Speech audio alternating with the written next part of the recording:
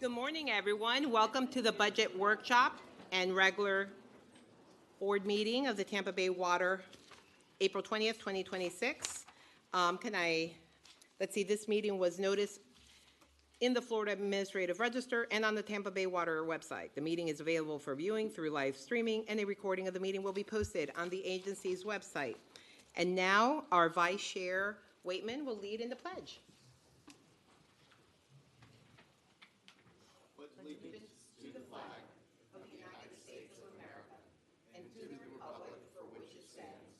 One nation, under God, indivisible, with liberty and justice for all. Thank you. You may be seated. Clerk, can we please have a roll call? Yes. Chair Hanowitz. Here. Chair Waitman. Present. Commissioner Cohen. Here. Mayor Davis. Here. Commissioner Akers. Here. Councilman Miranda. Here. Commissioner Oakley. Here. Commissioner Mitchell. Here. Commissioner Peters. Here. So we were originally going to start with a workshop, but we're going to accommodate, we have some special guests here, and so we're going to move items B2, Water Conservation Month Proclamation, and B3, the Community WaterWise Award, to the front. So we have Amelia Brown, our Demand Management Program Manager here. Good morning. Good morning to you, Madam Chair, and members of the board. This item is an action item to declare April as Water Conservation Month. So for the past 28 years, April has been recognized as Water Conservation Month throughout Florida. This effort is coordinated by the Florida section of the American Water Works Association, Florida's Water Management Districts, and the Florida Department of Environmental Protection. And this recognition comes at a critical time as we're navigating a severe drought. April is typically the driest month of the year, the temperatures are increasing, and water demands increase, which is largely driven by outdoor watering. This year's theme of Water Conservation Month is related to rain shutoff devices, which are both required legally and also an essential tool for conserving water outdoors. Water Conservation Month highlights how simple, everyday actions, like ensuring your rain sensor is working, can make a meaningful difference in saving water. And we've seen the impact that the Tampa Bay water community has had in conserving water before. A couple years ago during the drought, residents stepped up and saved water by adhering to watering restrictions and taking other simple actions. Tampa Bay Water has proudly adopted this proclamation many times in the past alongside our member governments, and we continue to support efforts that encourage responsible water use across our region. Therefore, staff recommends the adoption of the proclamation that April is Water Conservation Month. I'll entertain a motion. Move approval. Second. We have a motion and a second. Clerk.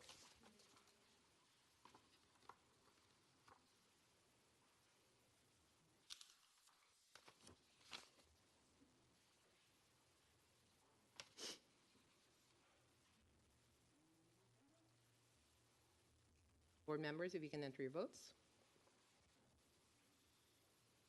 Krista, if you can announce the vote. Passes unanimously. Thank you. Thank you. Thank you.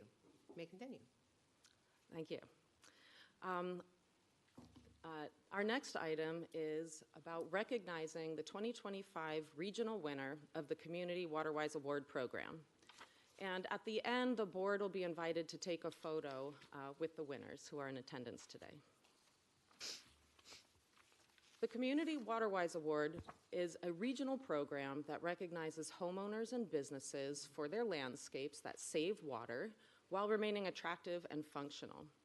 This program has existed for decades and is coordinated by Tampa Bay Water and is done in partnership with the UF-IFAS Florida-Friendly Landscaping Programs in Pasco, Pinellas, and Hillsborough, as well as staff from the member governments. And this program recognizes excellence across these categories: retaining existing trees and vegetation, landscape design and plant selection, stormwater runoff prevention, efficient irrigation, of course, and aesthetic appeal. Some of you may have seen the presentation of this award in recent months, And the award is a handmade mosaic stone, which is made by a local artist, Heather Richardson, who is in attendance today from Safety Harbor. Every year, there are one or more winners per county and city. And last year, we introduced 2 additional types of awards for this program. We launched the Conservation Commendation, which recognizes landscapes that excel in at least one of the categories listed in bullets. And then the Best of the Region Award, which recognizes the best landscape among all the award winners throughout the 3 counties. So these awards recognize members of our community who are making a difference, which is more important than ever during drought situations like now. They've made a choice to positively impact the community and the environment, saving water every day. Today, we are pleased to present the 2025 Best of the Region Award to Michelle Burt and David Culp for their residential landscape here in Pinellas County. Their landscape was selected by an independent panel of judges as the top winner based on its overall design and selection of plants, which are drought tolerant. There are 77 varieties, 90% native and 10% edible. The irrigation system features micro-irrigation in the front and back, and they have a rain barrel to capture rainwater. In addition, it has terrific aesthetic appeal. Congratulations to Michelle and David. We thank you and all the award winners and applicants for their commitment to saving water and making a positive contribution to our community and local environment. Congratulations.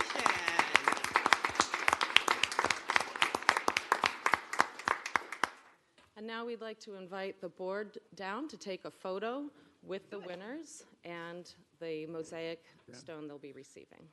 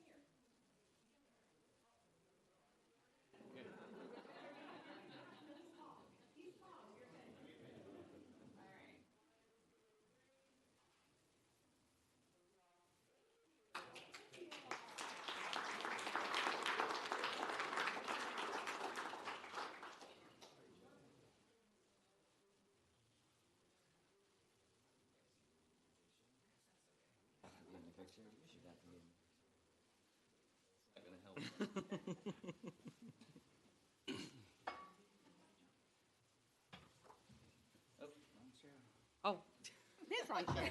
I'm so used to sitting on that side. You let me be the chair? So thank you all for being here. That was just amazing.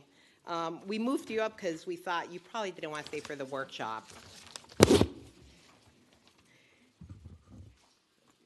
So next up, we have our budget workshop for the proposed fiscal year 2027 budget.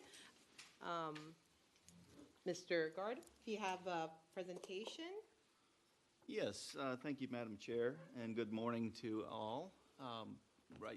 Christina Sackett, our Chief Financial Officer, is happy to present the proposed fiscal year 2027 budget, and I know she has spoken to each of the staffs of all the members, and she's going to go through some of the highlights for us today. Thank you.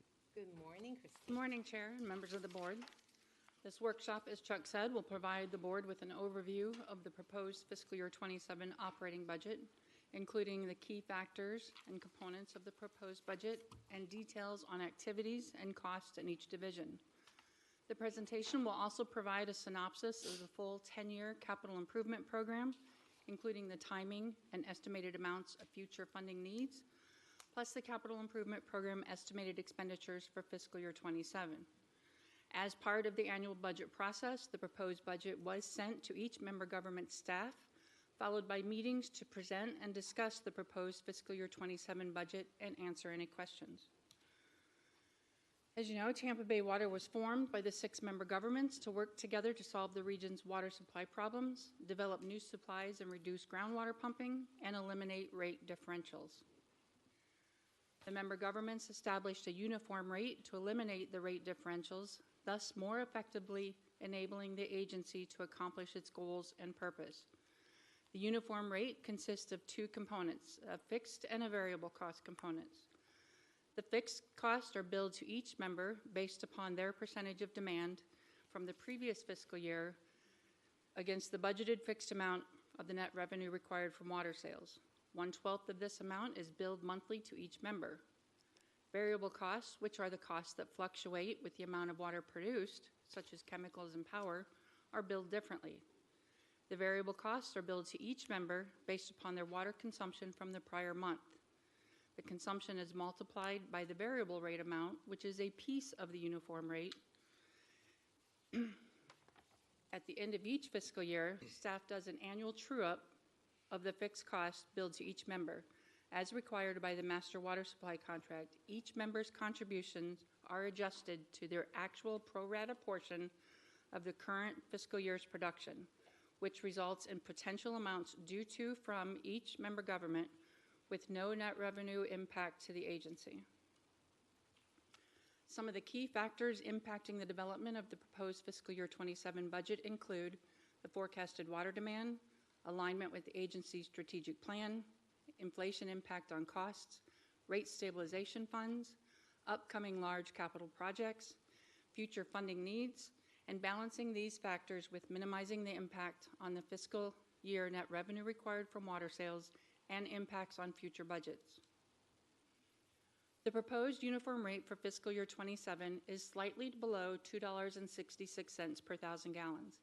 This is an increase of about 2 cents over the current fiscal year. The variable rate, which again is a piece of the uniform rate, will be around 62 cents per 1,000 gallons. This is an increase of just under 1 cent over the current fiscal year. Part of our plan over the past few years has been to build up the reserve accounts. So when the agency needs to issue new debt, we would be able to use these funds to help offset the increase in the annual debt service and minimize the impact on the uniform rate. The fiscal year 27 proposed budget includes using $4 million from the rate stabilization account. Using these reserves lowered the increase in the uniform rate by 5 cents, bringing the increase to the 2 cents that you see now. The proposed budget does not include funding any pay-as-you-go funds. Annually, the budgeted demand is projected using various demand forecasting models and information received from the member governments. We are projecting a demand of 212.84 million gallons per day, which is an increase of 3.14 million gallons over the current fiscal year.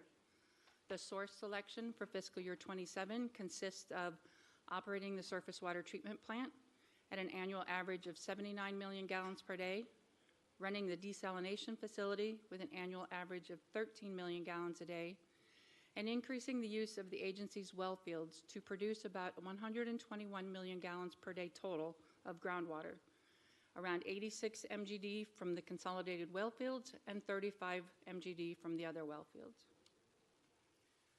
The agency's total costs are divided into 2 components, as I said, variable costs and fixed costs. The agency's variable costs equal about 22% of the total fiscal year 27 budget.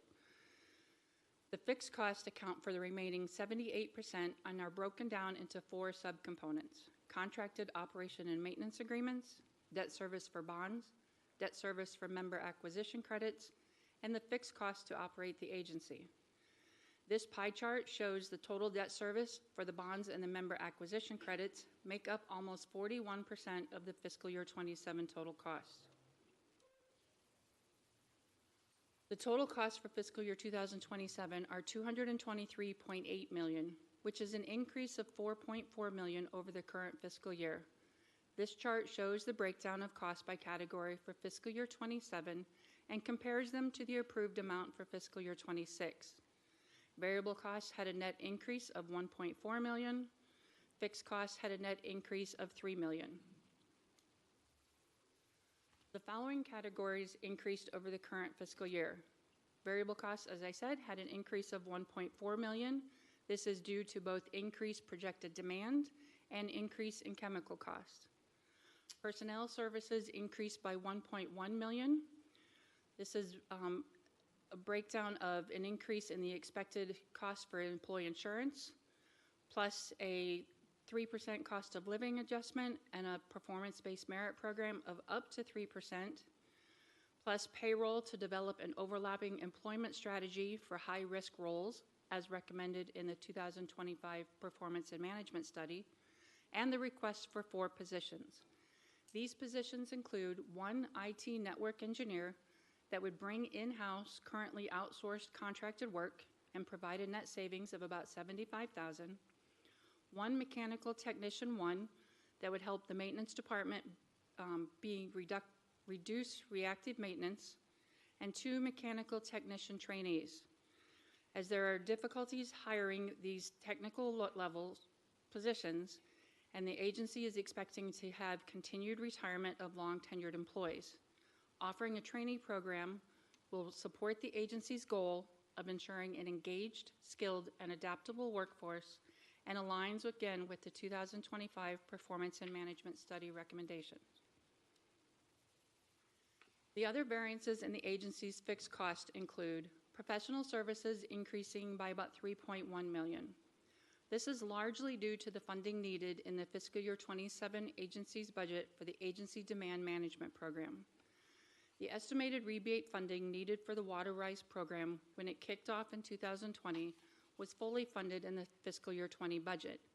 However, due to extenuating circumstances, the program took off much slower than anticipated, and the agency has been able to carry forward the unused budget throughout the current fiscal year to cover the consumer rebates.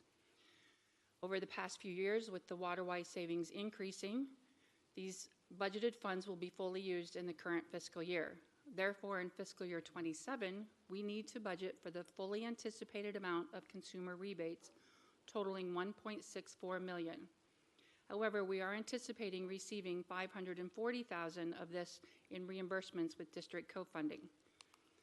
The remaining $1.46 million is due to increased ecological and hydrological services needed for permit compliance, forecast model calibration and updating, contracted lab services, and software maintenance support costs.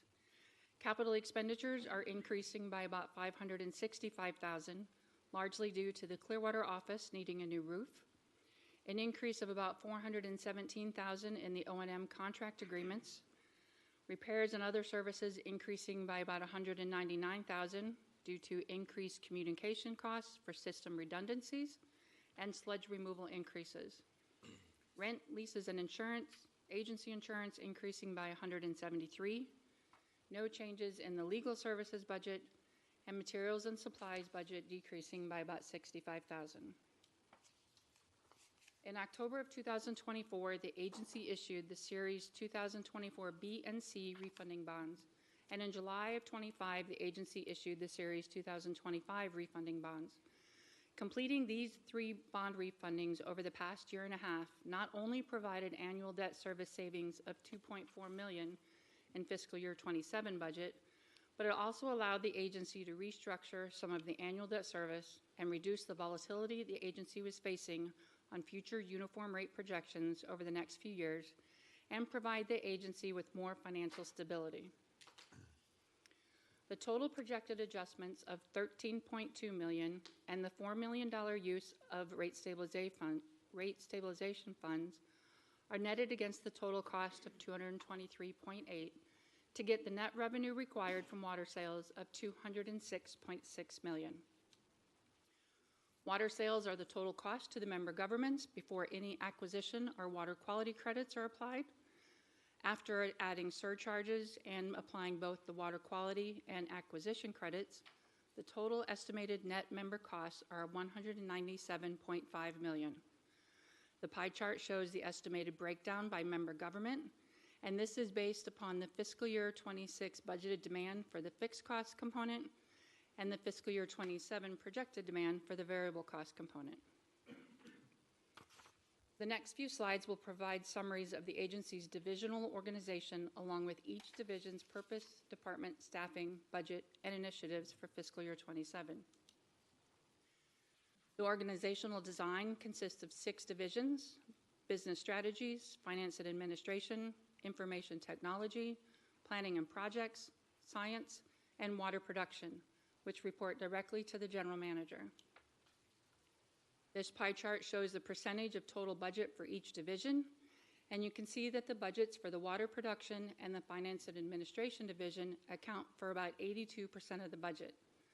This is because the variable costs and the contracted operations and maintenance agreements are included in the water production budget, and the agency's annual debt service is part of the budget for the finance and administration division. The general manager and general counsel are appointed by and serve the agency's board of directors. The general manager provides leadership to develop and expand the organization in a multitude of activities throughout the agency. The office of the general manager has 1 employee and a budget of $486,000. General counsel oversees a variety of legal matters for the agency and is performed through contracted services with a legal budget of $600,000. The Business Strategies Division oversees the agency's strategic and business planning, ensures employee and facility safety and security, trains and develops agency staff, directs change management throughout the agency, and builds and maintains relationships with stakeholders. The division is led by the Chief of Staff, Chief Strategy Officer, and includes 5 departments: continuous improvement, government affairs, human resources, public communications, and safety services. This division also handles the agency emergency management function. The division includes 17 employees. The division's budget is a total of $11.4 million, and the initiatives include employee benefits for all agency employees, which makes up about 43% of the division's budget, community, media, and digital outreach and engagement on the agency and our projects and programs, continued funding of the Knowledge to Implementation program, which provides access to the agency and our member governments to share best management practices with other utilities throughout the world, continued security at the agency's facilities, support of the agency's emergency management activities, and agency-wide staff training and continued legislative and grant funding services. The Finance and Administration Division oversees the agency's finances, cash management, payroll, debt management, financial reporting, procurement, inventory, risk management, and records. The division is led by the Chief Financial Officer and includes 3 departments: finance, purchasing, warehouse, and administrative services records. The division includes 19 employees. The division's budget is a total of $99.4 million, and the initiatives in the budget include debt service, which makes up about 92% of the division's total budget, managing the agency's investments, developing and managing the operating budget, compliance and reporting of the agency's financial information, strategic procurement, vendor relations, and contract management, maintaining and managing inventory needed for the system maintenance and office supplies for the agency, and continued compliance and management of the agency's records, including public records requests. The Information Technology Division oversees the efficient management and security of the agency's data and digital technologies. The IT Division is led by the Information Technology Director and includes 3 teams: applications, infrastructure and security, which includes cybersecurity, and SCADA. The division currently has 13 employees and is requesting the 1 additional position, the IT network engineer. The division's budget is a total of $8.1 million and is for continued support of all the agency's various software applications and technology infrastructure, funding for data and voice communications, development and implementation of the agency's data management strategy, and continued maturing and monitoring of the agency's cybersecurity program. The Planning and Projects Division oversees the planning and delivery of projects to ensure reliability of our existing and future water supply infrastructure. The Planning and Projects Director leads the division, which includes 5 departments: engineering, surveying, real property, construction, and project management, and includes 21 employees. The division's total budget is $5.9 million, and the initiatives include providing oversight and coordination to locate, document, maintain, and protect the agency's underground pipelines, managing the cathodic protection program, reviewing and evaluating electrical safety plans, conducting surveys and converting CAD record drawings to geographic information systems, and planning, designing, constructing, and managing the various projects in the capital improvement program. The Science Division oversees and supports environmental and water quality data collection and analysis, permit compliance, systems modeling to support agency decision-making, and coordinates water conservation activities and implements water-saving rebate programs to reduce water demands across the region. The division is led by the Chief Science Officer and includes 6 departments: water use permitting, system decision support, water quality, source water assessment, environmental monitoring, and the laboratory, and includes a total of 31 employees. Division's budget is a total of $13 million, and the initiatives include achieving the high target goal for the agency's WaterWise program in fiscal year 27, complete system modeling analysis to support the long-term master water plan project recommendations, support the design and optimization of water treatment processes for the regional system, conducting environmental monitoring and assessment and maintenance of mitigation areas to maintain compliance with agency permits, and expanding laboratory testing abilities and services for water quality parameters and constituents of emerging concern. The Water Production Division, which operates, supports, monitors, and maintains agency facilities to continuously provide high-quality drinking water to our members. The Chief Operating Officer heads the Water Production Division, which includes 5 departments: operations, maintenance, maintenance planning and reliability, reservoir compliance, and building, grounds, and fleet. The division currently has 62 employees and is requesting 3 employees, 1 mechanical technician 1, and 2 mechanical technician trainees. The division's budget is a total of $84.9 million, and it focuses on operating and maintaining the regional system, managing the supply source, which encompasses water treatment chemicals and power, accounts for 57% of the division's budget, overseeing the contracted operations and maintenance of the surface water treatment plant and the desalination facility, which accounts for 20% of the division's budget, continued asset management system support, maintaining the physical plants of each facility, including HVAC systems, roadways, and fire safety systems, and managing and maintaining the agency's fleet, and continued compliance, monitoring, and maintenance of the reservoir. Next, I will deliver a synopsis of the full 10-year fiscal year 27 through 36 capital improvement program. The agency's 10-year capital improvement program is a comprehensive plan that includes ongoing and planned projects from multiple sources. The plan assures effective management of the agency's capital assets and aligns with the agency's strategic plan and our long-term master water planning process. During the annual update process, staff evaluates the addition or removal of projects, reviews the schedules and costs of projects, identifies funding sources and needs, and estimates the annual expenditures for each fiscal year. The 10-year capital improvement program includes a total of 91 projects with a total cost of $1.697 billion. The next few slides will provide some additional detail regarding the full 10-year program. The agency has already paid $162.2 million of the total cost, leaving a balance for these projects of $1.534 billion.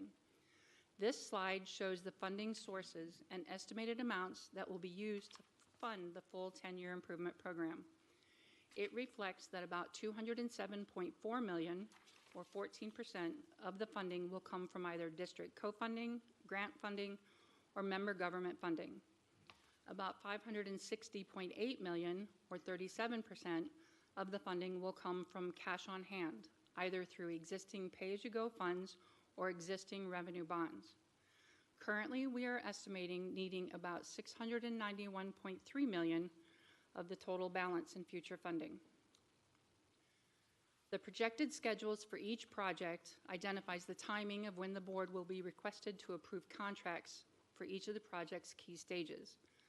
Once staff identifies the timing of these projects, we evaluate the agency's cash position and determine if we have sufficient funds on hand or if the agency will need to issue new debt before entering the contracts. When new debt is issued, it adds to the agency's annual debt service amount, which impacts the uniform rate. Therefore, when new debt needs to be issued, staff looks at the contract amounts in 2-year increments to determine the issuance amounts. This allows the agency to only issue debt for the funds needed to enter these near-term contracts and to not take on additional debt before it is needed. This also gives staff the flexibility to reevaluate any potential changes in the future funding needs, resulting from changes in either project costs and/or timing. The future funding needed for the 10-year program is currently estimated, as I said, to be $691.3 million.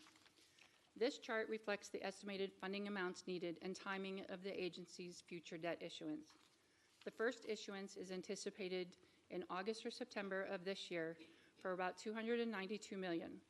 The issuance amount is based on the agency's anticipated contracts in fiscal years 27 and 28 and will be largely used to fund the South Hillsborough Wellfield project and the design contracts for the PFAS and TOC treatment projects. The next issuance is estimated to be needed in 2028 for agency anticipated contracts in fiscal years 29 and 30. Currently, the issuance is estimated to be $301 million. This amount includes the construction contracts for the PFAS and TOC projects. However, since EPA requirements and/or board actions may change the timing or costs of projects in fiscal years 29 and 30, having the flexibility to change the amount and timing of that next issuance is important. Again, so we do not take on more debt before it is needed. In July, I will be requesting board approval to issue debt in August-September for the $292 million. The agency at that time is also looking at the opportunity to recognize some savings in our existing debt service by refunding all or a part of our outstanding Series 2016A bonds, which become eligible for refunding at the beginning of July. Currently, the agency's underwriting team is putting together proposals outlining various financial strategies that will best benefit the agency in issuing this new debt and refunding the Series 2016As. And staff is also working with our full financial team to complete the upfront work required when issuing bonds. This includes working on the consulting engineer's report and working with our financial advisors, general counsel, bond counsel, and disclosure counsel on the preliminary official statement for the bonds. This would then be followed by working with rating agencies for bond ratings and reaching out to investors to make them aware of the upcoming bond issuance. This completes the overview of the 10-year program. The next few slides will provide some additional details regarding the estimated expenditures for fiscal year 27. For fiscal year 27, the capital improvement program is estimated to have expenditures totaling $291.4 million. This chart shows the planned funding sources of these expenditures and illustrates that about 86% of the funding is coming from either existing revenue bonds or the anticipated issuance. Hillsborough County will be funding about $25 million of the expenditures, and we anticipate receiving about $20.1 million from grants and district co-funding during the fiscal year. The capital improvement program for fiscal year 27 includes 43 active projects ranging from planning through closeout. This pie chart shows the estimated expenditures for these projects, and it reflects that there are 3 projects that account for most of the expenditures in fiscal year 27. $71.6 million will be spent on the surface water treatment plant expansion, and $123.2 million will be spent on the 2 segments of the South Hillsborough pipeline. The types of these 43 active projects are shown in this pie chart. This shows that almost half of these active projects in fiscal year 27 are either renewal and replacement projects or level of service projects, while the other half of the active projects address other issues such as studies, system reliability, utility conflicts, water quality and treatment requirements, mitigation, information technology, and other facility improvements for safety and security. Just to recap some of the highlights of the proposed fiscal year 27 budget: a uniform rate of $2.66 per 1,000 gallons, slightly more than 2 cents higher than the current fiscal year. This includes a variable component of 62 cents per 1,000 gallons. Anticipated demand of 212.84 million gallons per day. Requesting 4 positions, bringing the FTE count up to 167. Total cost of $223.8 million, using $4 million from the Rate Stabilization Fund. Net revenue required from water sales of $206.6 million, plus fiscal year 27 capital improvement program estimated expenditures of $291.4 million. The next steps in the budget process will be to hold a budget public hearing on May 18th. Following the public hearing, we will ask the board to approve the fiscal year 27 operating budget and approve the fiscal year 27 capital improvement program estimated expenditures. This does conclude my presentation, and I would be happy to answer any questions you may have. Great job. Only almost 50 pages. I don't understand why they didn't want to stay. It's a riveting presentation. You know, I'm also wondering too. So board members, any questions, comments? Commissioner Eggers. Yeah, thank you, Christina, for all of that and all the detail. Just a few questions. Of the performance-based merit, we've talked a little bit about that. Most of the increases that I've seen in the cities and counties is about 3% on salaries. This is an additional up to 3%. What's that been looking like? What part of that 3% have we been using? In the past several years, it's been anywhere from an average of, sorry, I have that on this page, of 1.86% to 2.04%. Okay, so somewhere around 2%. So. And in this last fiscal year, the average for managers was at 2, and the average for staff was at 2.04. We find our okay. And then on the new positions, the 4 new positions, what's the net of those positions? The net is actually about 185,000. The 3 mechanical technicians are about 260, and then the IT network would bring a savings of 75, so it'd be about a net of 185. Okay. You said we've been having trouble getting people, so we want to implement the technician training program. How's the interaction with the AmSkills program going? I know we've had some interaction with that. I'd just like to get a sense of how that's going. Yes, we've been in discussions with him. We have not concluded a program. What I would say is the trainee programs for this could or could not use the apprenticeship program that we would work with AmSkills. We would do the trainee program whether we use their program or not. But I'm targeting, if we do an apprenticeship with them, it would be October 1 would be what I was hoping to start that. So we haven't done that yet? No, sir. Okay. We Yeah, I would just just had talks. encourage you to at least explore it. Yes. And then, okay, a little bit on the network engineer position, if you could, just maybe a little detail on that. I am going to ask the IT director to give you more detail on that position. Sure. We've been, good morning, members of the board and Madam Chair. I'm Casey Lalamy. I'm the director for the IT organization here at Tampa Bay Water. So this network position, we currently staff through staff augmentation, and we feel that bringing this position onto our staff will help our resilience, and primarily focused on ensuring the cybersecurity program that we've implemented continues to expand. And just a little bit on the cybersecurity program, maybe. Sure, we have a comprehensive program here, really focusing on the fundamentals of cybersecurity and ensuring that we protect the agency's digital assets. And the network is key to that because all of our data runs on that network. And we actually have two networks here, one for our corporate environment and one for our operational technology, which is our SCADA system. So this role would bridge the gap between those two networks and ensure that we have support that we need across both those networks. Feeling good about that then? Yes, so bringing these positions in-house is essential to us because we want to develop the knowledge and skill sets internally to make sure they're managed and protected. Thank you. Appreciate that. Just on the investments that we're talking about, the bonding, what kind of percentage rates are we seeing? I mean, is that all over the board? Or? Yes. Okay, so Yes. tell me what all over the board looks like, high and low. Anywhere, I don't know. I got my financial people. I know we're looking roughly we forecast getting about 5%, but I think we're kind of looking in that range as well. Obviously, with the agency's strong rating, it helps us, so we're able to, try and get lower interest rates than that. But with the 2016A refundings, it is refunding currently debt that's out there at about 5%, so that will provide us some savings because we are anticipating it being less than 5%. Lower, okay. That's all I have. Thank you.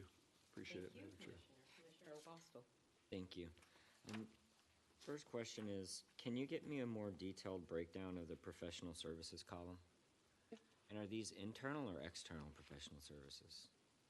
External. Yeah, the reason that I ask is because usually when I see professional services, I'll see legal services like in that bucket, but since it's not, I just want to get a better understanding as that grows to over $30 million a year. Just some observations. I see that PFAS is in here. We just had another really in-depth briefing at the county. I think that is a problem that's going to be very pervasive going forward, far more than people are understanding. I think that the issue's worse and costs for that are going to continue to rise. So that's just an issue that I think that people need to stand by on.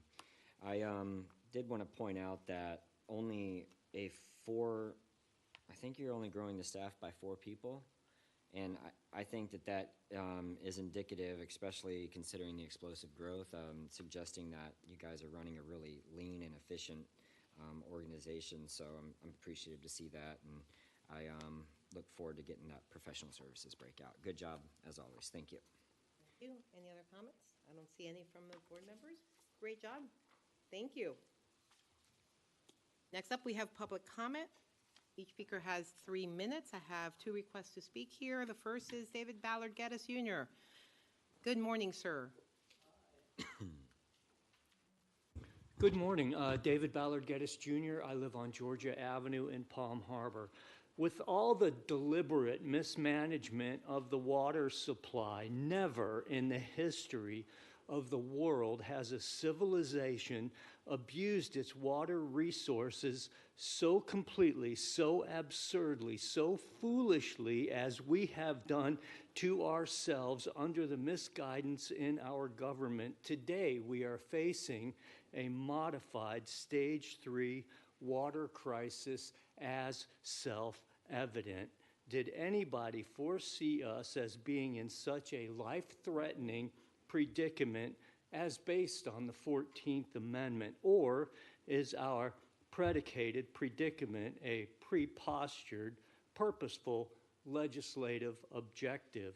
Instead of protecting and conserving our water, instead of deploying a waterless incinerating toilet program as referenced in statute 381.0065, which would help us reduce water, which would remove nitrates from the water supply, legislation intends on capitalizing on the water and using reclaimed water as a potable water supply, quantifying, adding reclaimed water directly to the water supply, coupled with the simultaneous injection of reclaimed water directly into the groundwater supply, affecting, destabilizing the integrity of the aquifer.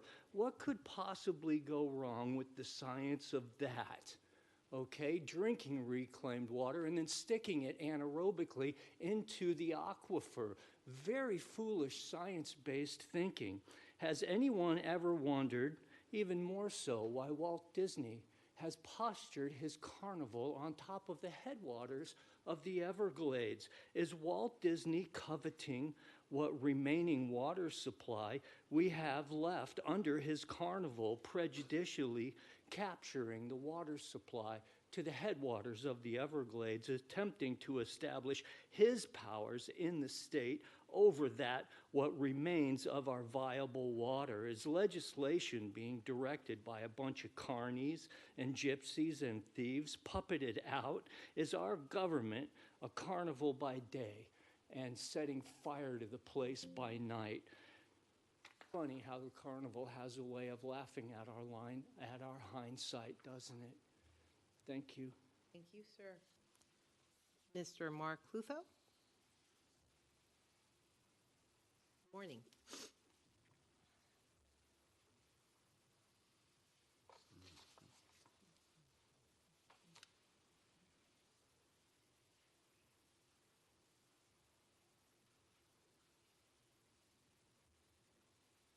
Mark Clutho, Largo.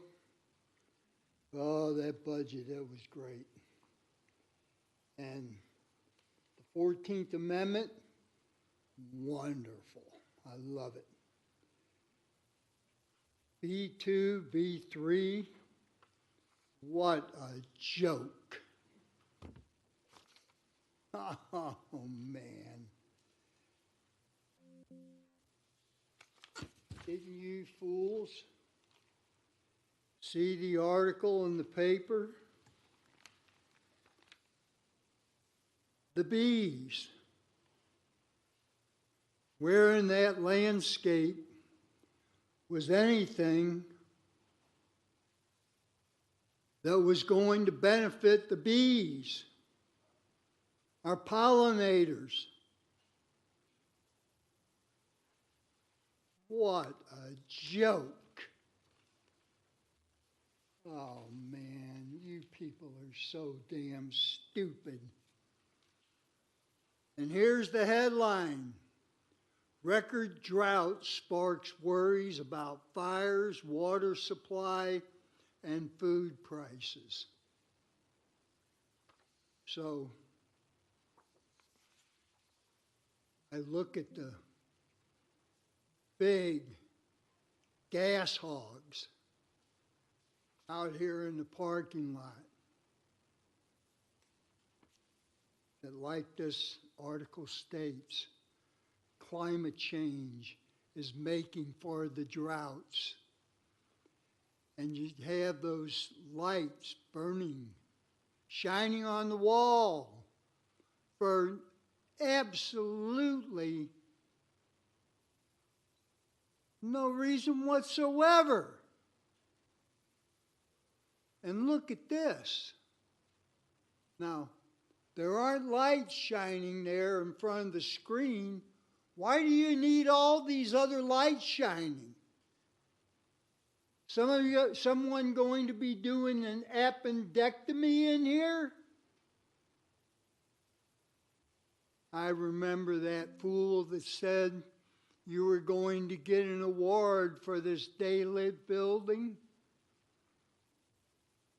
Oh, you people are so damn stupid, it's pathetic. And look at those kunties out there being mutilated. Yeah, what kind of landscape do you have here? Is there anything to help the bees? No. Oh, the Thank you, future sir. is dim. Next up, we move to the consent agenda. Are there any items that are being pulled? If not, I'll consider So moved. motion in a second. Clerk, if you can open the machine. Voting.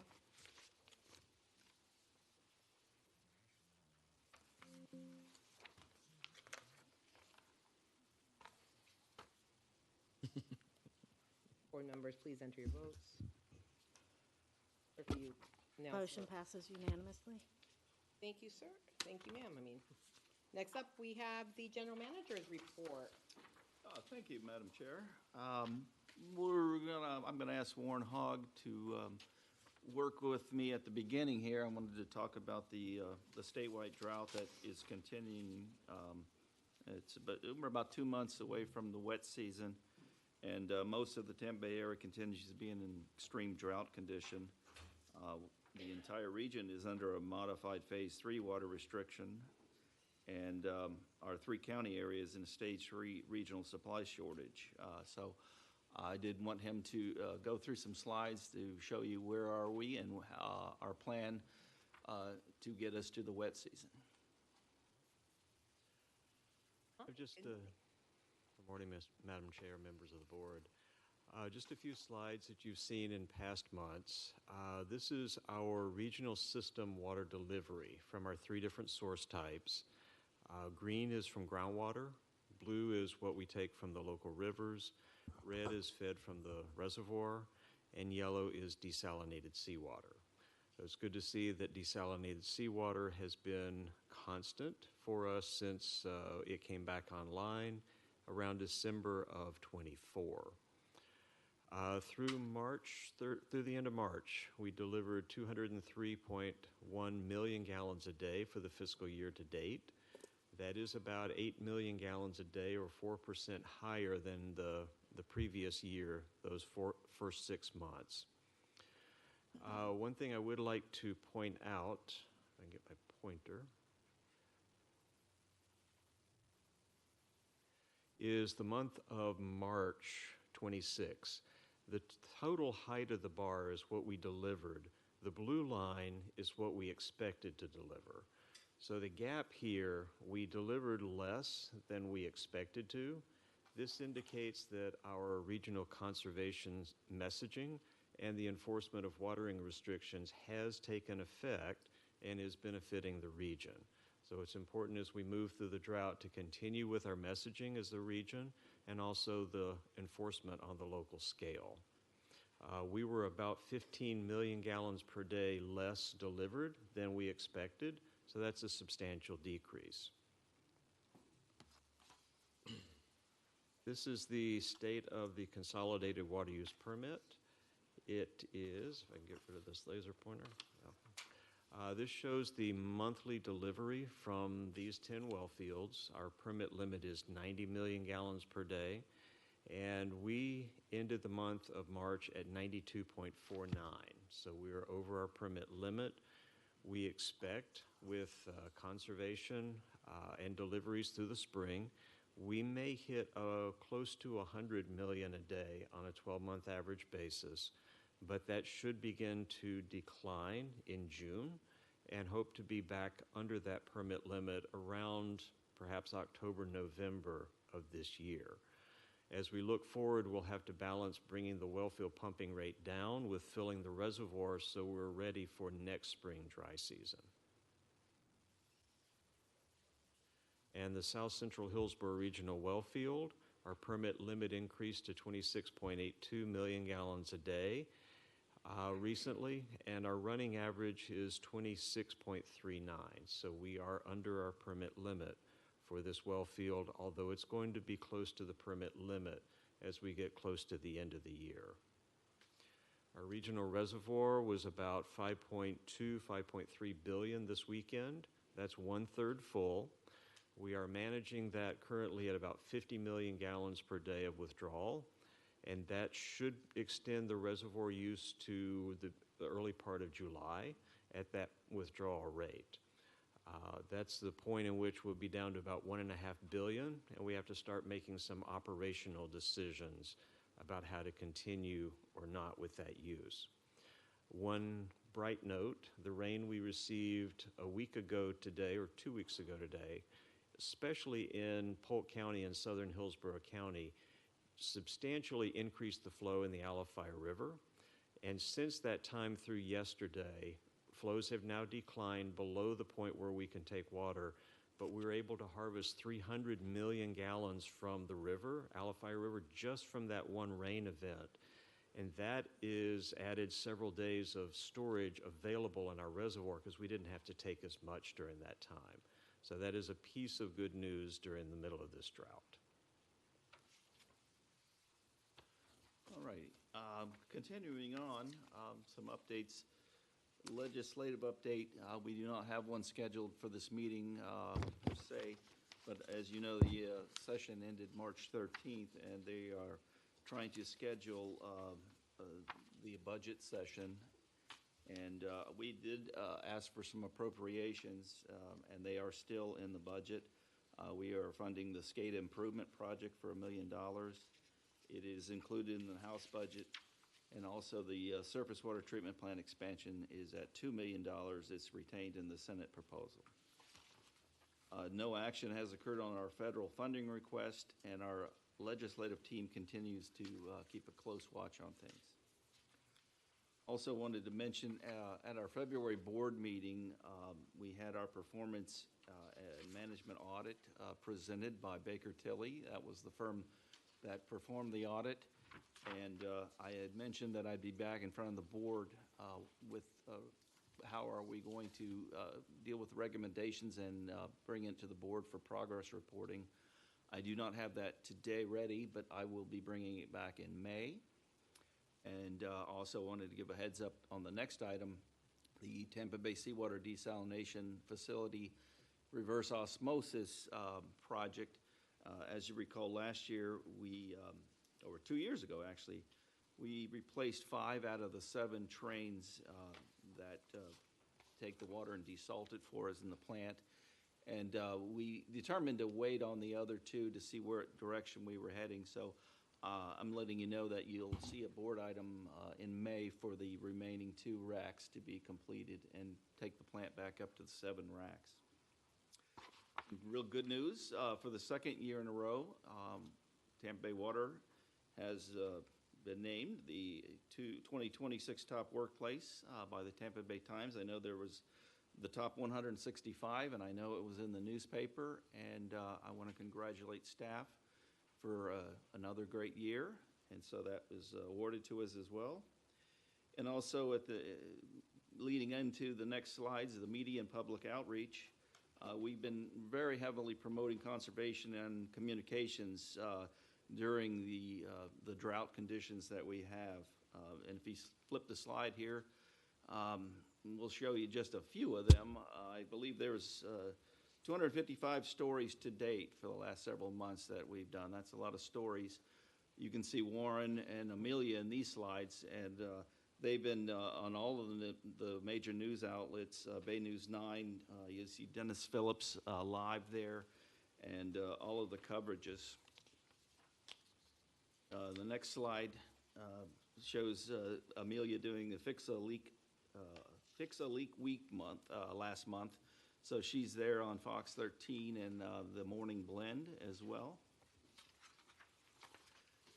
And then shortly after our last board meeting in February, we held an open house for the engineering teams in the Tampa Bay area to come in and see what projects we are proposing into the future. And then I think last week we did the same workshop for construction companies, and both were, I think, over 100 attendees on both workshops to let folks know what is it we are doing. And I know Pinellas and Hillsborough County were also there, and they had a table set up. So it was a huge successful event, both of them.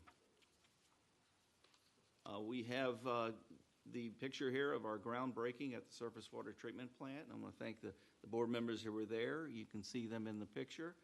And so we are kicked off, and that project's underway. And then just yesterday, we participated in the Waterwise Earth Day celebration hosted by the Girl Scouts of West Central Florida, Camp Wailani. And our chair, Lizette Hanowitz, was there yesterday in attendance, and I think it was a very well-attended, and it was a great event. It was amazing. It was absolutely amazing. And so I think the next slide is the end, and that's any questions, I'd be happy to take it. Any questions from the board? Well, first of all, I went yesterday to the Girl Scouts, and if you want to spend a fun afternoon, hang out with the Girl Scouts at camp, and it was great. And what was actually fascinating about it is they started the program because the lead there, one of the Girl Scouts, was pouring water from the tap. Or she asked her, I'm thirsty, and she started pouring water from the tap, and she's like, I can't drink that water. And she's like, no, this water is safe. And like, she had worked with Tampa Bay Water, and she's an engineer, and she thought this would be a great program for the girls to like learn about water and where it comes from. And they did some amazing projects, and they were all very engaged. So great job with Girl Scouts and these grants. They really do a great job. So thank you. Thank you. Madam Chair, I just have, Yes. I just have one question. Yeah. In Warren's report, on page 2, the Tampa Bay Water monthly water delivery, it looks like there's no desalinated water in September 26 at all. And I'm just wondering, is the plant going offline for that upgrade that you were talking about, or is there a reason that we don't have any, we're not taking any projection of desal in September? Commissioner, we are planning to continue through the summer. That was probably a forecast from the beginning of the year, but since then we realized the state of the drought and will continue running the desalination facility. So in other words, you thought back when the forecast was made that you wouldn't need it, but you expect that you would revise it to needing it now? Yes. Okay, thank you. You were everywhere, Mr. Hogg. You're like our Jim Cantore. Question. Commissioner Eggers. Weatherman Warren, what are you seeing on the horizon? Seriously, for this summer, what are they talking about? We are hearing that an El Nino climate pattern is expected to start sometime this summer. The springtime forecast have less accuracy than the rest of the year, so we're waiting to see how that forecast turns through the next month or two. But the trend is good. Sea surface temperatures in the Pacific are increasing, and what that does, it makes the jet stream focus on the southeastern United States, which usually brings us cooler, wetter winters. It also suppresses hurricane activity. The initial hurricane forecast from Colorado State is slightly less than average for both number of storms and intensity, and that's because the shear that comes across with the jet stream tends to either keep hurricanes at sea, or it shears the tops off to keep their strength from growing. If it does set up and that jet stream sets up in our region, it could be a cool, wet winter, which would be wonderful for water supply and pulling us completely out of the drought. So we're optimistic. Good, thank you. And Appreciate it. I would just leave the board with 3 key takeaways for what we're doing. First thing is to keep the reservoir no lower than 1.5 billion, get it to stay there no lower than that by July. And then we'll have 2 goals after that, and that is to get back to full by October 1, but also get under 90 as fast as possible. So those 2 are going to need to be balanced going through the summer. We need to get back to under 90, but we also need to start the year, the new water year, with a full reservoir. Okay, well, thank you. Although I think, Mr. Hogg, you mentioned that although we have less hurricanes, Hurricane Andrew did happen during an El Nino year. It only takes one, and it can be a big one. That's right. That's right. Okay. We move up to action items. The first one is C1. Ms. Brown. Right. Good morning again, Madam Chair and members of the board. I'm going to be providing a brief update on the Tampa Bay Waterwise program, and then at the end of this presentation, I'll be requesting approval of the cooperative funding agreement with the Southwest Florida Water Management District. So, as you may recall, the goal of our regional water conservation rebate program, Tampa Bay Waterwise, is to save up to 3.8 million gallons per day by 2030. And so far, the program's cumulative savings are over 1.1 million gallons per day. For this fiscal year, we have a high goal set of about 560,000 gallons per day, and the low savings goal is 200,000 gallons per day. And the high goal is high. It is a significant increase from each of the last 2 years' savings results, which were each over 300,000 gallons per day. So in order to achieve this high savings goal, the working group adopted these program changes for this fiscal year. And as a reminder, the working group is comprised of member government staff as well, because they ultimately decide the direction of the program, such as these changes. So we increased the toilet rebate amounts for all customer classes. They were $40 and $100, and now they're $100 and $200, and we're measuring the impact of that change. We've increased the rebate amounts for commercial irrigation projects, and the program will now cover up to 50% of irrigation efficiency-related project costs. And the working group is also reviewing several potential changes to the residential sprinkler system rebate program based on feedback from the irrigation contractors who participate. This is a snapshot of where we anticipate our rebate numbers to land for 2026 and just compared with 2025 here. So in the multifamily sector, we can see that we will complete more projects there, and that is our major water saving program among all the rebate types. Hotel projects are looking about the same as last year. We've increased the number of projects in the commercial and institutional space, as well as the residential sprinkler rebate. The residential toilets appear pretty similar in terms of numbers to last year. And lastly is the Florida Water Star program, which is a rebate for new construction, single-family homes, multifamily, that ensures that the water efficiency of the new construction is high, both indoors and outdoors, above what standard code provides for. And while we've not issued any rebates for that, there are several potential projects, maybe as many as 900.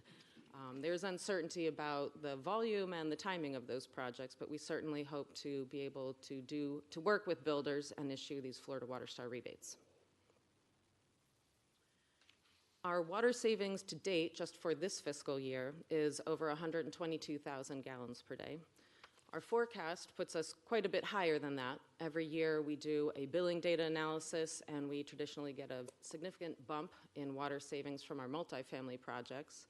And there, as I mentioned, there's a fair amount of uncertainty with these Florida Water Star projects. How many will land in this fiscal year?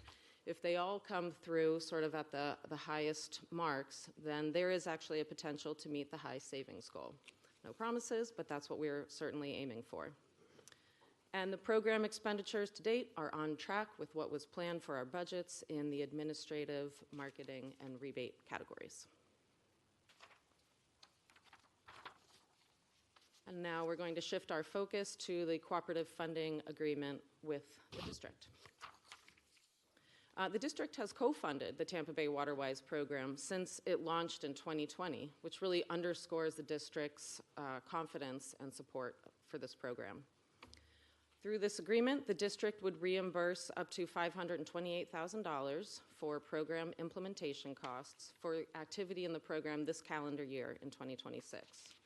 And the agency would be providing an equal or greater amount in project funding. Therefore, staff recommends board approval of agreement number 26CF0004970 with the Southwest Florida Water Management District. Move approval. Second. We have a motion and a second.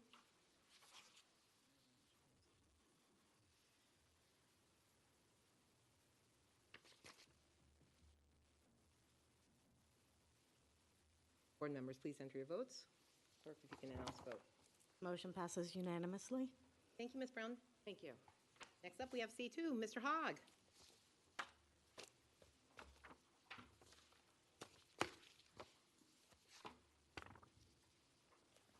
Good morning again, Madam Chair, members of the board. I'll begin this morning with a very quick summary of our water quality update and then present recommendations for new water quality treatment at 5 locations to reduce PFAS and total organic carbon. This is an action item, and I will be requesting board action at the end of the presentation. Tampa Bay Water continues to deliver water to the members that meets or is better than current primary drinking water standards and Exhibit D requirements. Our 2025 water quality report was issued to the member governments and posted to the agency's website at the end of last month. Looking at the Regional Water Quality Study, this is an effort that we began in 2017 at the request of the agency's utility directors. And it was looking focused primarily on reduction of several parameters, but mostly total organic carbon. And that was an issue that we were requested to examine because reducing total organic carbon, or TOC, makes the disinfection residual in the regional system and the member government distribution systems last longer and become more predictable, especially in the hot summer months. As we were concluding our study in 2022, the utility directors asked us to pause because the EPA had just issued new regulations for PFAS. So we tasked Carollo engineers to update their original study and see what treatment may be necessary and at what locations, given the new PFAS regulations and the data that we and the members had been collecting from the regional system. That was completed in January of this year, and we presented that to the board in February. The report identified targeted treatment actions for both PFAS and TOC reductions in finished drinking water. The actions were stated to support long-term regulatory compliance and, again, to strengthen those chloramine disinfection residuals across the region.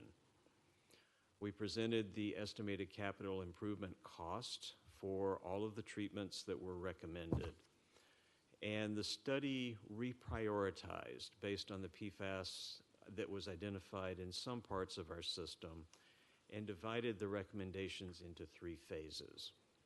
Our staff have evaluated that report and its recommendations, and we're now coming to you to recommend treatment at 5 sites, which I'll discuss in a moment, 3 for PFAS reduction and 2 for total organic carbon reduction. These are the projects that were recommended in phase 1 of the Carollo study. We are not recommending moving forward with those projects in phases 2 and 3. To achieve compliance with the regulatory limits for PFOS and PFOA, staff recommends moving forward with projects at 3 locations, and they're shown in the orange stars on the map. The first is the Regional Surface Water Treatment Plant site, and also Brandon Urban Dispersed Wells Treatment Sites 5 and 7, the 2 locations where all the water from the Brandon Urban Dispersed Wells are treated for regional delivery. The 3 locations are recommended for PFAS reduction somewhere between the years 2026 and 2031 to comply with the current limits and the current implementation schedule. And we'll be developing interim steps to meet compliance if needed, if the current date of April 29 remains in place from EPA. To strengthen the disinfection residual stability in the regional system and the member government distribution systems, we are recommending TOC reduction treatment at the Eldridge Wild well field and the South Pasco well field. These 2 sites were selected because they have, the groundwater there has some of the highest total organic carbon concentrations in our regional system, and reducing at those 2 locations will help all of the members downstream of those facilities with those all-important residuals in your systems. In addition, and when those are reduced, we maintain that within your distribution systems, it can lead to less flushing and also less cost for treatment chemicals. One additional benefit, particularly for the South Pasco well field, is that treatment there of the well field water will bring down the total organic carbon load. And as that water comes south, primarily to Hillsborough County's Lake Park pumping station, we should be able to deliver more well field water to the county at that location because that total organic carbon load has been reduced. That's important to us because we're looking ahead at the consolidated water use permit. Can we obtain more than 90 million gallons per day on a cost-effective basis? Section 21 well field is one of those well fields that has been underused in relation to environmental recovery since it was reduced in 2004. There is more water that can be safely harvested there at a cost-effective manner.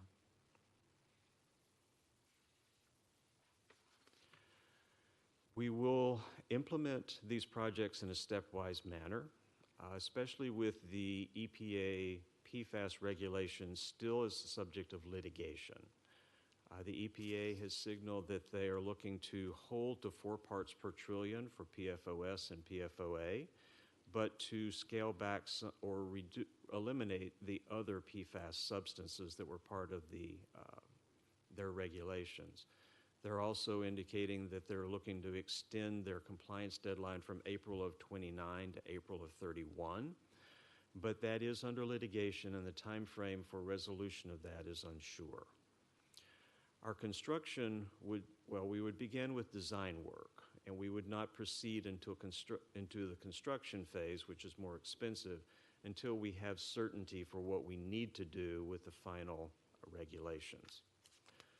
The full cost, if these 3 sites are implemented, actually these 5 sites for PFAS and TOC are summarized here on the slides, and these would be implemented by 2031 if we need to move forward with all 5.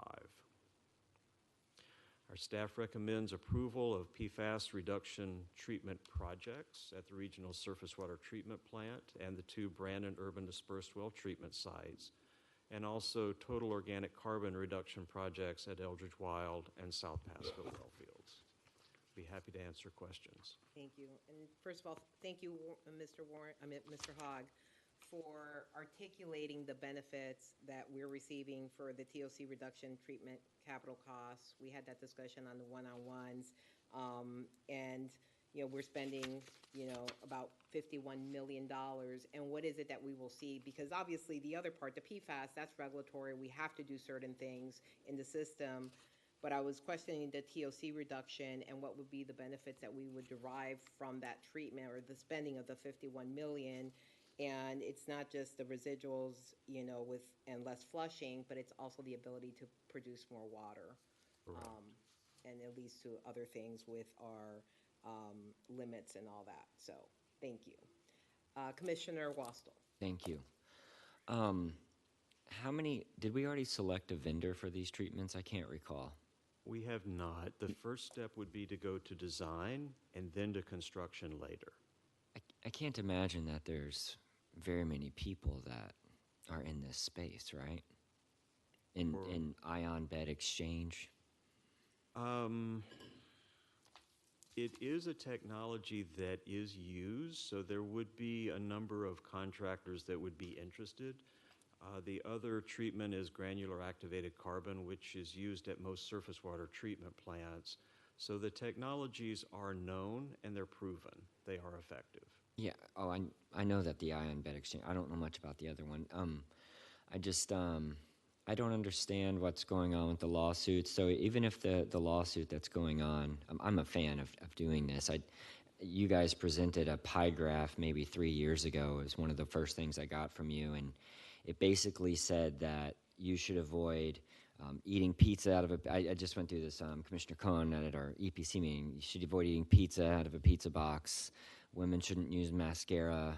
They shouldn't use a variety of other beauty products. I went down this deep rabbit hole of trying to understand it, and I just don't think that anyone is taking serious the issue of what it does to women's reproductive system. And not only that, but also wildlife that drink out of this. It also affects their ability to reproduce. And so even if the lawsuit goes through and are you saying that if the lawsuit prevails, that there would not be these requirements? And if that was the case, are we suggesting that, I mean, I understand it's a lot of money, and I'm hoping that the federal government is going to be involved in supporting us on these issues, but if the lawsuit prevails, are we just going to backtrack and not do these things, or? We believe there will be regulations. There's actually multiple parties in the litigation now with EPA. AWWA and AMWA were challenging it, basically saying that, have you evaluated the methodology used to set the 4 parts per trillion? Have you examined the cost to especially to small utilities? And they're wanting EPA to bolster or maybe relook at those. But then there were other litigants that said, no, we support this. We don't want any changes, and we don't want any, reduction of the time frame. Don't get rid of any of the PFAS regulations. So both sides are there with EPA in court now. That's why the date that we'll know is so uncertain. Well, anything that we can do to avoid being alarmists, but educating people of the harms of these phthalates and different endocrine disruptors, I just think is a very important issue. So thank you. Thank you, Commissioner. Move approval? Second. Commissioner Eckers? Yeah, thank you for bringing up those comments, Commissioner. I was actually going to just talk about the education part, and I think that's great. So of the $240 million that we're talking about and approving, we're generally approving the approach. What's the design part of that, of the cost of these? Design is usually about 15 to 20%. 24 million would be the estimated design cost for those projects. So by approving this, we're approving the start of the design? Or approving the start of the projects, the first thing we would do is to go procure services for design. At that point, we would bring those contracts to the board for review and consideration, and that would be the first official step and expenditure of funds. I will be asking for some expenditure for design of the surface water treatment plant pilot for the next agenda item. Thank you. Thank you, Madam Chair. Okay, and let's see no other further comments. You have a motion, a second. Clerk, if you can open the machine. Board members, please enter your votes. Tally now vote. Motion passes unanimously. Thank you. Mr. Hawk, you have the next item. Good morning again. As we pull this up, as I mentioned, we will be requesting approval of a contract amendment in this agenda item with Veolia to begin design services for both an interim and a permanent pilot facility at the surface water treatment plant. We must comply with EPA's current PFAS limits, and currently the compliance is set for April of 2029. As we discussed, that is the subject of litigation, and the result of that is unclear. But in order for us to comply, we are now requesting approval to initiate design for pilot facilities at surface water treatment plant to help us design what we need for future treatment and operating strategies. By getting this started now with piloting, it'll help us achieve compliance with the new regulations before full treatment systems can be implemented. Having a permanent pilot at surface water, again, will help us to optimize the treatment at that water supply facility, which is part of the backbone of our regional system. So it'll help us make operational changes with the existing technology to optimize treatment and costs. The amendment to the Veolia contract includes design phase services for both the interim pilot and a permanent pilot. This will be focused primarily on PFAS treatment and total organic carbon reduction. The interim pilot will help us to do some testing now, perhaps looking at the suspended ion exchange process, or SIX, that the City of Tampa is implementing at their surface water plant to see if that would be beneficial for us as well. A benefit of our studies here is not just total organic carbon, But as Mr. Fleischacker has explained in past presentations, you have to bring down the total organic carbon before you can remove the PFAS from the water. So it would have if we go to full construction at the surface water plant, it will have a benefit to all the members with that ever important disinfection residual in your systems by bringing that organic carbon load down and reducing PFAS. Both of these contracts for construction will be brought to the board separately. What we're asking for today is just the design services, and it's $1.83 million. That includes some early equipment purchase of the ActiveFlow Mini system that will be essential for our pilot. As I mentioned, this will help us not only to implement interim treatment if needed to meet the EPA regulations within the existing plant infrastructure, but also helps us design that future work for the permanent pilot and for the permanent changes, additional water quality treatment for PFAS at surface water. Our staff recommends approval of the negotiated contract with Veolia for the design services of $1.8 million. And these dollars will be taken from the PFAS settlement litigation fund that we received in the past months. With that, request board consideration. Mr. Eckert? Just one quick question. We just talked about $24 million on the design and the previous project. Is this part of that? This is part of that. Starting to go into that? This is the beginning piece of that. Okay, thank you. Is there a motion? Move approval. Second. We have a motion and a second. Clerk, you open the machine.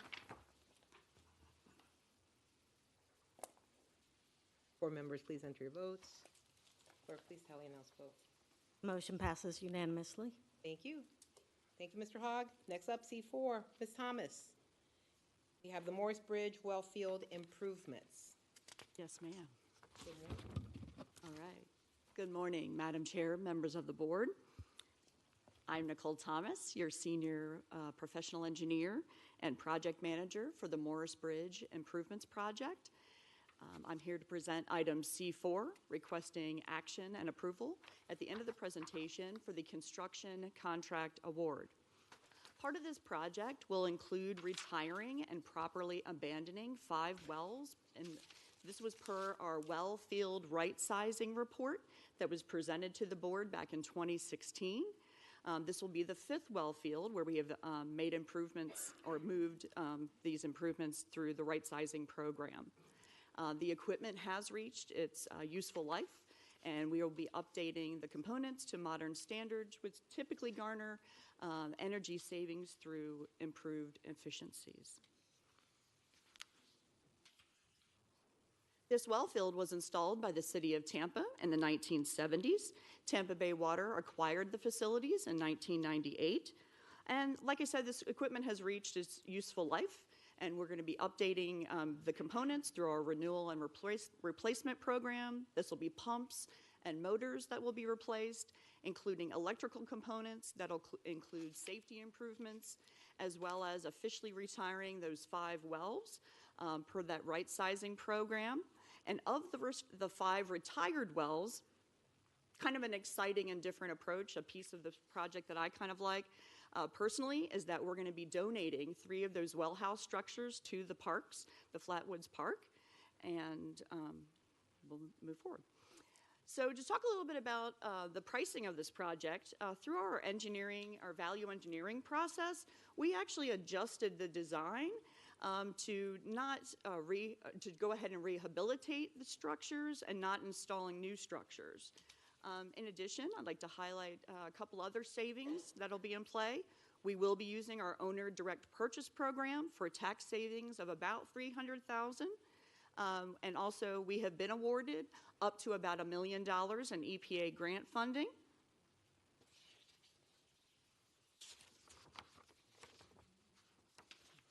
Therefore, staff recommends that contract 2020-620 be awarded to Southeast Drilling Services in the amount of about $16,300,000, which is inclusive of the $895,100 in owner's allowance. And just one thing I'd like to say, just a thank you to our project team. A lot of hard work and support got us to this big milestone to be able to head into construction, so I just want to thank them. That concludes my presentation. I'd be happy to take any questions. Thank you. Any questions? If not, I'll entertain a motion. Move approval. Second. We have a motion and a second. Clerk, can you open the machine?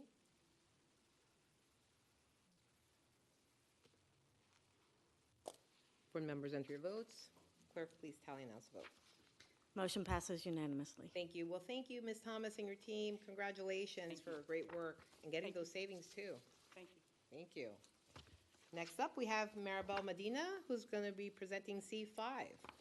Good morning. Hey, good morning. Good morning, Madam Chair and members of the board. Agenda item C5 is an action item for the Crossbar Ranch Wellfield Transmission Main Utility Conflict project. At the conclusion of this presentation, I will be asking your approval for contract 2026-017 with JDS Pipe Incorporated. This project is the result of a utility conflict with the Florida Department of Transportation, or FDOT.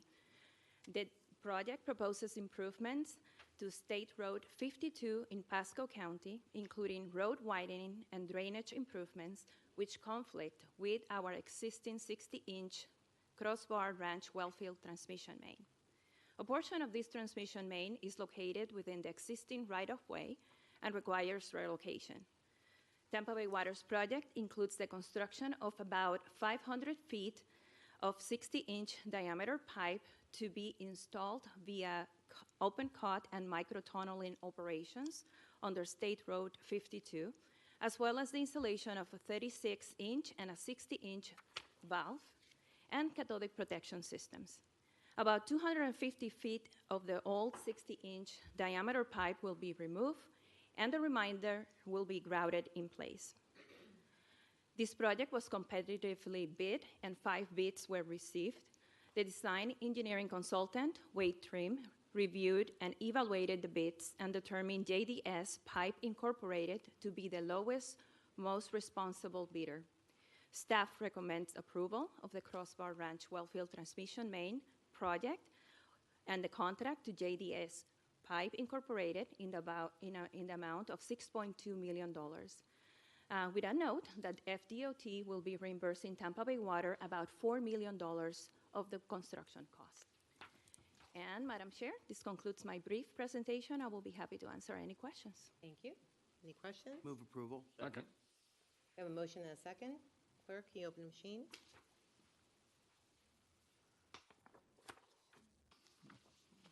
Board members, enter your votes. Clerk, can you please tally and announce the vote? Councilman Miranda, we need your vote. Thank you. Okay. Motion passes unanimously. Thank you. Thank you, Ms. Medina. Now we move on to presentations and reports, and we have the City of St. Petersburg presentation today. Hi, Mr. Palanchar. Thank you. Hello, Councilmember Hanowitz, Chair Hanowitz, and Board. I appreciate the opportunity today to come and talk to you. You know, it may be a little bit old hat for Councilmember Hanowitz as we go through Chair Hanowitz, but I think it's going to be beneficial for everybody to hear the presentation that I have. But before I get started, I should admit I had a little help putting some of this together. And some of the team images in this presentation and exhibits were created by AI. Now AI is being used for incredibly complex things, engineering analysis, predictive modeling, and I'm going to use it to make these slides a little funny and interesting. So maybe not the highest and best use, but it was fun. That said, what I want to talk about today isn't technology or projects. It's people. Lisa Ray from Hillsborough County set the tone at our last meeting, and I wanted to build on that.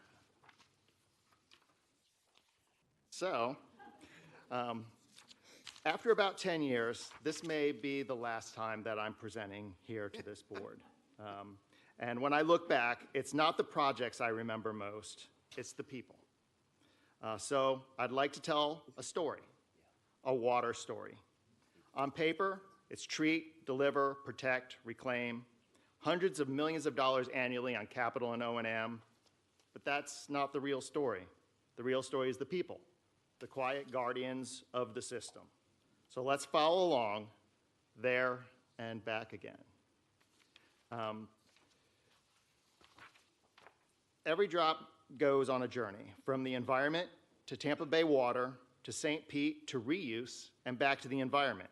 It's a loop, and it's always returning. And the people that manage that are what's behind everything. This is where St. Pete's journey begins, turning raw and treated regional water into something people trust. Thousands of decisions, most unseen. Shown here are Wanda Henry, the water treatment plant manager, in the center, Vic Gregory, the plant maintenance supervisor, left, and JP Van Horn, the plant operations supervisor, right. This next video highlights JP sharing hurricane preparedness guidance with residents. Hi, I'm Jeremiah with the City of St. Pete's Water Resources Department, and I'm here to talk to you about what you need to know when we issue a boil water notice. There's a few reasons the city may issue a precautionary boil water notice: due to a line break caused by pipe failure, or the roots of falling trees damaging our potable water pipes.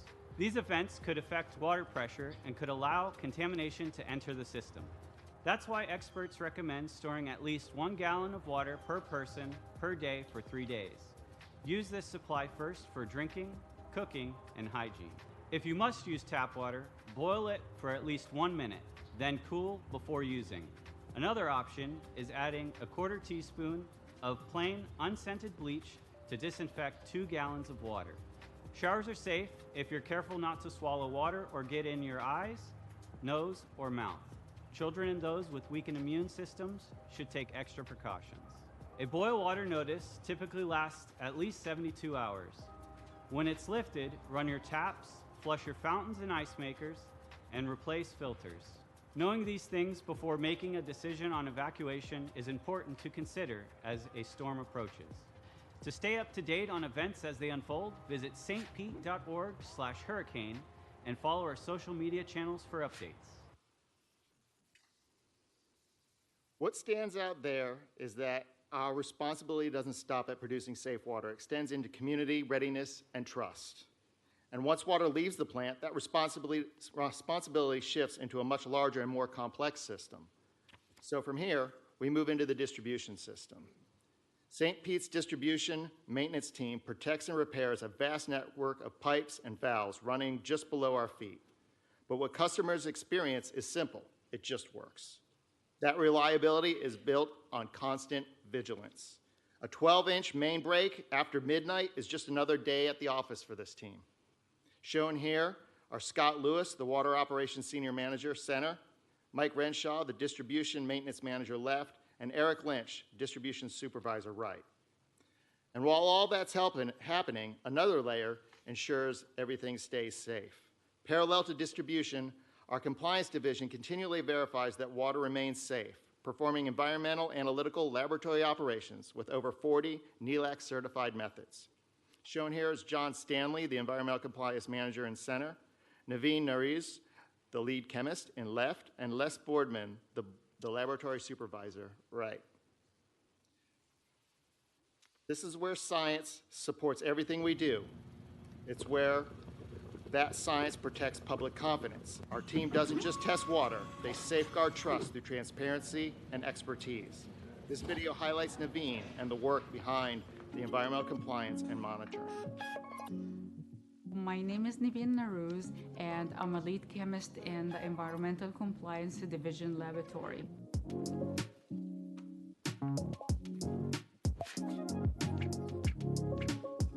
Our lab here is a monitoring lab, so we tested the water to make sure it meets the standards.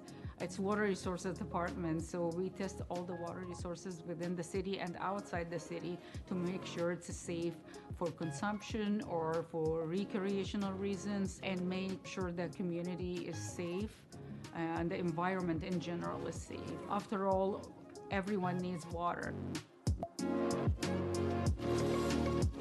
So we test drinking water from all over the city on a monthly basis. So every month we cover all the areas in the city. And also we do beach monitoring. We do the beaches on a weekly basis. We found that we have more control over the data and we produce more reliable data in the lab here than the private labs. We make sure that all the water in the city is safe for you, your family, your pet, the animals, the aquatic life, to protect the water. I feel I'm giving back to the community as well.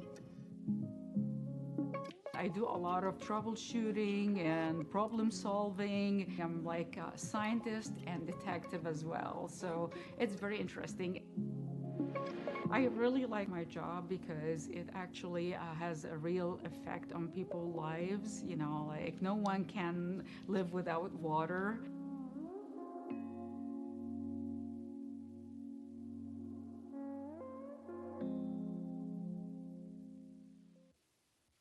What stands out is the level of precision and consistency required to maintain public confidence every day. And that assurance doesn't exist in isolation. It supports everything downstream in how we operate the system. From here, we move into the teams who support operations behind the scenes. The unsung heroes, training, safety, culture, and programs like our Private Laterals program. Shown here are Cara Barrera, the Special Projects Coordinator Center, Helene Roberts, my personal bodyguard and administrative assistant on the left, Terry Hendricks, our safety and training officer. Every system depends on people. Our administrative support team enables these operations to take place. The lateral lines are the lines that lead from your house through to the city sewer system. And it's really important for the total functioning of a house. Maintaining an older house takes a little bit of attention. And so because it was a 60-year-old house, I wanted to make sure that I had the most up-to-date improvements that I could make on this house. And so the city lateral line rehab program was that resource for me. It's a pretty simple program. They've made it about as simple as possible, and the city is a great resource to work with. I filled out a form that was sent to me, and then they approved the application and sent me a list of authorized plumbers. Was very happy with the plumber that I chose, and everything took a fairly short period of time, as these things go. I think the city's resiliency infrastructure is a critical piece of quality of life in a city. The lateral line rehab program is one of those very important programs that allow for improvements to take place at a very base level. It's a piece of the overall big pie that I can contribute to through my participation in the city's lateral line rehab program. It makes me feel more comfortable living in my house and not worrying about this portion of the infrastructure of my house. What stands out there is how even the less visible parts of the system are very real and have a very direct community impact. And that foundation allows us to plan and invest confidently for the future. So I'll now move into our capital planning and infrastructure investments.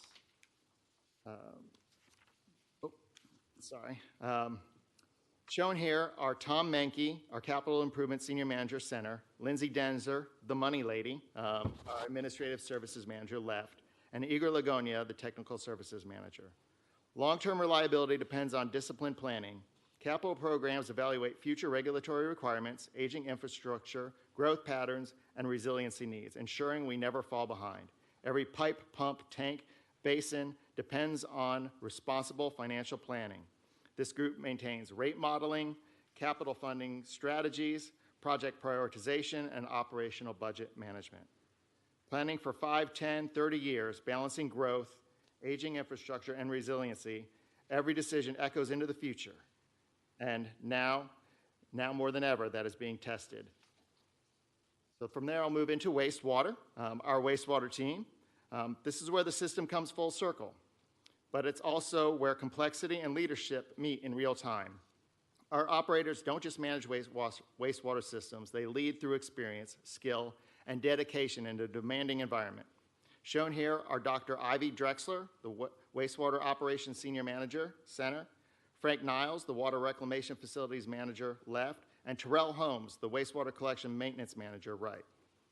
This next video highlights our Northwest Plant Chief Operator, Sylvia Rosario, and her leadership in a traditionally male-dominated field.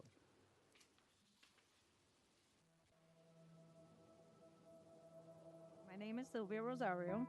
I am the first Hispanic, Latina, female chief plant operator for the city of St. Petersburg. You don't wake up wanting to be a chief plant operator or a wastewater operator. This is a job that you are either born into, your parents did it, or maybe a family member did it, or it falls out of the sky for you. It fell out of the sky for me. I was a nail tech, and I came to my wastewater interview with beautiful long nails, fancy hair, all the makeup, and the operators and the team behind the table, they looked and they were like, what is she thinking? We sat down, we had a great conversation, they had confidence in me, and it happened. I was like, I don't know if I want to do this is crazy, the change is so big. I decided to go for it. I figured, you know, I had 4 sons at the time, and they deserved better.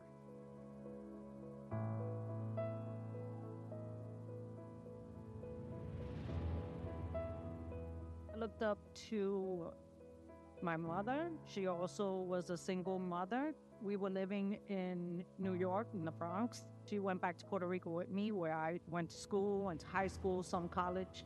I looked up to her, and she was always so proud of anything I did. That was very encouraging to me, to see that no matter what, how simple something I did, she was always a big cheerleader. 2 of my sisters were older than me, and they also were accomplished. So I had that to look up to. So I had a lot of females to look up to. Of course, my favorite color is pink. This is a very male-dominated field. I want to say I've met 4 to 5 females operators. So I always keep my office as girly as I can, because I tell the guys I am part of this team, but I'm still a girl. I'm very proud of what I've done. I'm very proud to work for the city. I'm very proud of what we do. I'm proud of the water we put out. We do it for the environment. We do it for our children, for your children, for our families, for the families out there. You have to be driven in life. There has to be a goal, and there has to be a reason. There will be obstacles, but you have to be the person sitting back figuring out how you're going to approach those obstacles and how you're going to get through them. My definition of a trailblazer is a person that has a vision and can see an opportunity come their way. Just grab onto that goal and know that you have a meaning and a reason, and go for it. What stands out there is Sylvia's leadership, her dedication, her expertise, resilience, and the trust that she earned from her team. So from there, our story comes full circle. Reclaimed water extends every gallon's life. Shown here are Chris Claus, our conservation coordinator, center, John Appel, our reclaimed water inspector, left, and Sherry Greer, our hydrogeologist, right. In the wet season, supply can exceed demand, and that is where reclaimed water becomes a resource we actively manage. It's also where we balance nature and system capacity. Our team doesn't just distribute reclaimed water, they also manage seasonal variability and system storage responsibly.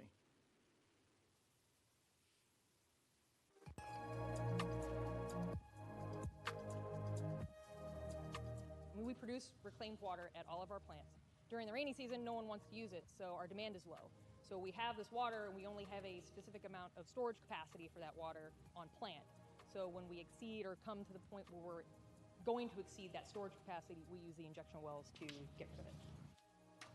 Since 2015, we have added 4 deep injection wells. Each one of them are rated to 18.65 million gallons a day, so the total increased capacity is 75 million gallons. what stands out there is our adaptability. We make sure to manage our resources and adapt to shifting conditions. That adaptability brings the entire system back to balance, preparing us for the next cycle of use and reuse. So from there, we close the loop. Over the past 10 years, I've presented on a lot of projects, but what stays with me is the people.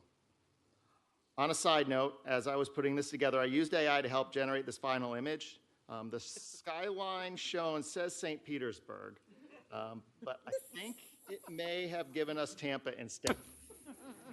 Thanks, AI. Thanks for that. So congratulations to our friends across the bay for taking the rays of spotlight away from us. In all seriousness, whether it's St. Pete, Tampa, or the region, the system only works because we work together. Different skyline, same shared responsibility for the water that connects us. Thank you if you have any questions. Thank you. Well, I don't think he made it very clear, but we are going to have to congratulate. He's going to be retiring this year. So from the city of St. Petersburg, right? That is correct. I'm March of 2027. Yeah, so let's give him a big hand of congratulations.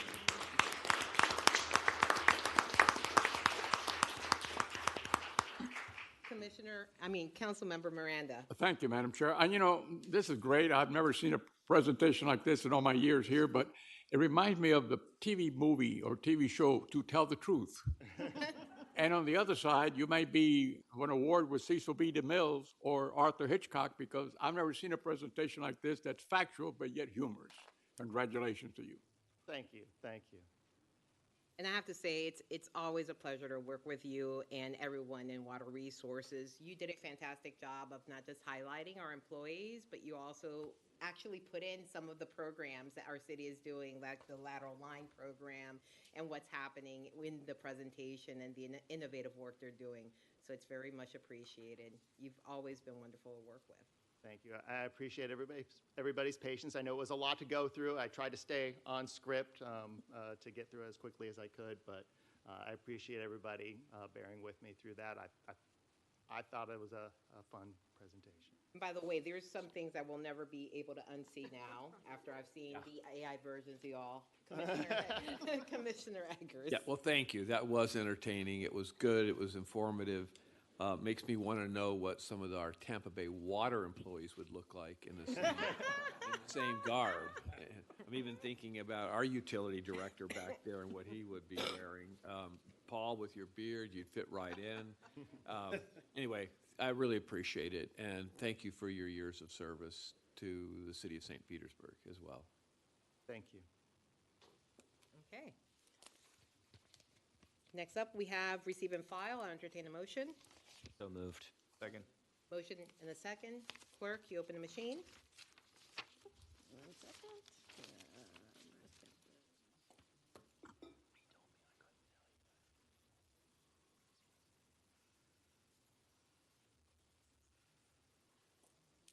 Clerk, you please tally and announce vote. Motion passes unanimously. Thank you. And then the final item we have is the attorney-client session, and I am going to read the legal requirements. To initiate the session, we're now going to move into a private attorney-client session pursuant to Florida Statute 286.011, subsection 8, to discuss Polk Regional Water Cooperative versus Southwest Florida Water Management District and Tampa Bay Water.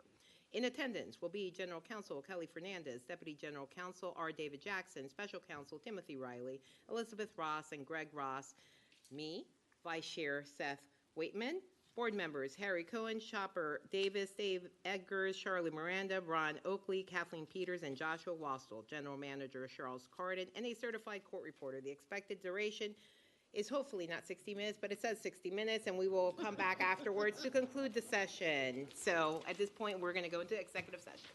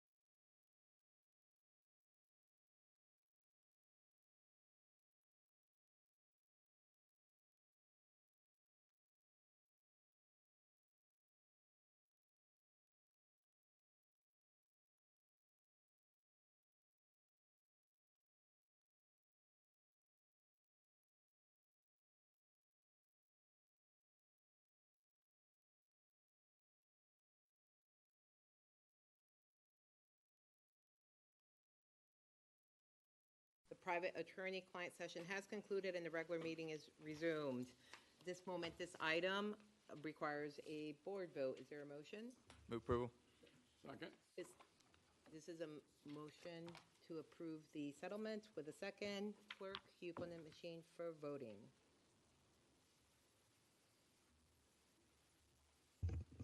Board members, enter your votes. Clerk, please tally and announce the vote. Motion passes unanimously. Thank you. Well, I think our big, large agenda has come to a conclusion right before noon. This board meeting is adjourned. Thank you all.